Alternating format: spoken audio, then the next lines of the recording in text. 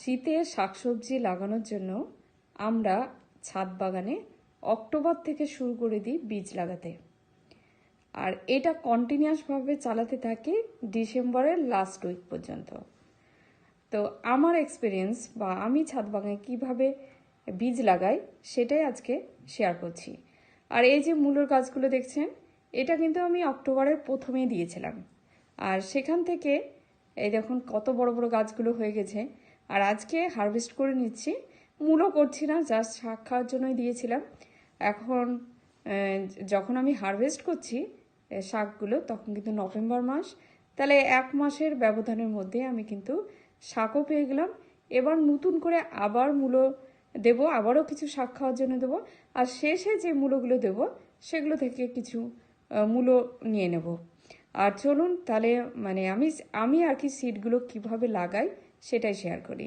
প্রথমে যে সিড লাগাবো সেগুলো অ্যাকচুয়ালি আমি রোদে রেখে দিই। রোদে আধা ঘন্টা আর রাখতেই হবে, তাহলে জার্মিনেশনটা ভালো হয়। তারপরে সারা রাত্রি জলে ভিজিয়ে রেখে দিই। আর জলে ভিজিয়ে গেলে বীজগুলো একটু ফুলে ওঠে, তার ফলে খুব তাড়াতাড়ি অঙ্কুরায়ন ঘটে যায়। তো আমি সব ধরনেরই বীজ নিয়েছি, মানে শীতকালে যেসব শাকসবজিগুলো হয় তারই।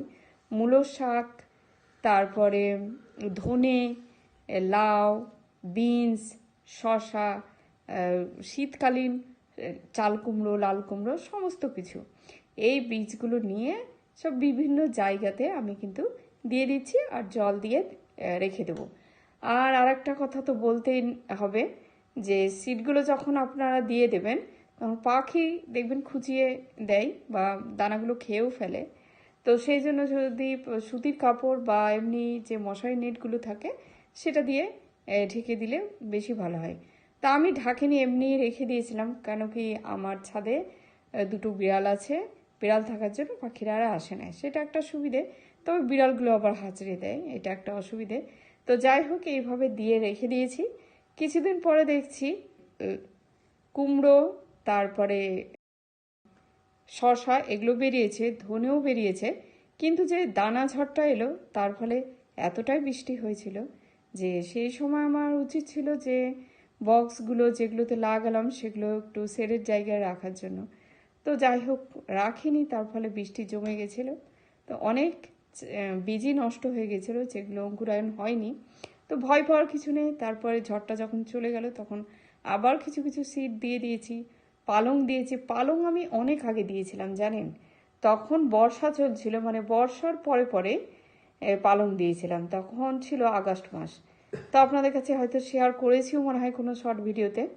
তো তখন আমি অসময়ে পালং কালেক্ট করেছি, তারপরে আর দেওয়া হয়নি।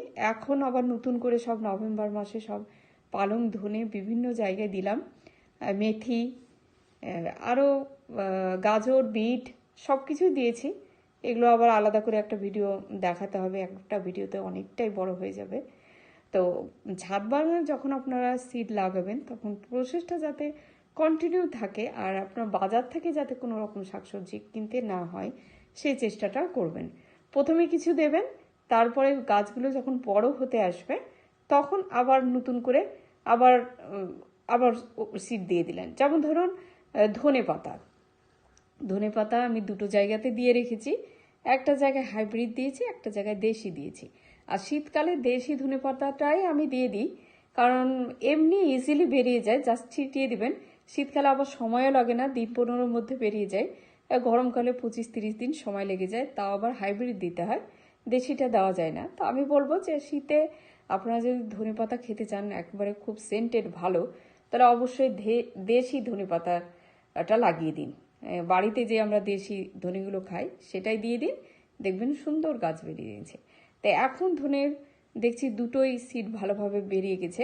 তো একটু যখন বড় হবে তখন আমি আবার নতুন করে অন্যান্য জায়গাতেও ছড়িয়ে দেবো। এছাড়া আপনারা যে ছাদ বাগানে যেসব গাছগুলো দেখবেন যে ফুলের টবই হোক আর যে হোক, যেটা শীতের সময় ফুল দেয় না, একটু ফাঁকা থাকে, সেগুলোকেও খুঁজিয়ে নিয়ে শাক দিয়ে দিতে পারেন, তাতেও আপনার হয়ে যাবে, কোনো অসুবিধা নেই। আর কন্টিনিউয়াস চালাতে থাকবেন, তাহলে সব সময় শাকসবজি পেতেই থাকবেন।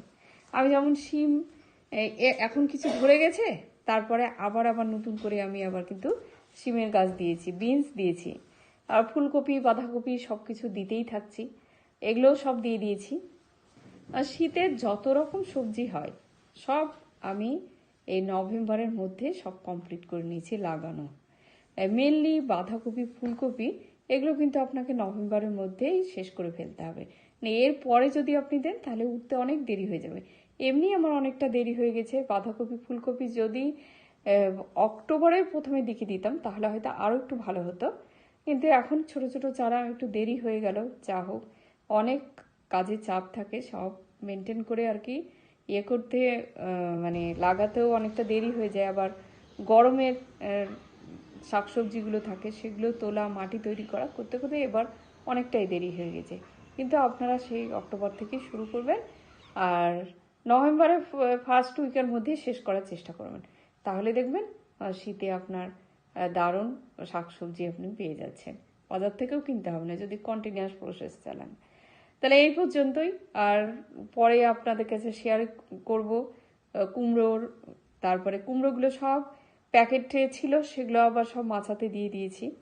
তাতে এগুলোর ফল ধরা, কি করে কুমড়ো হলো, কি খাবার দিতে হলো, এগুলো ধরুন গার্ডেনে আসবো আর এসে আপনাদেরকে 2-2.5 মিনিট যাই হোক ভিডিওটা আমি শেয়ার করে দেবো যে কীরকম হচ্ছে আর কি।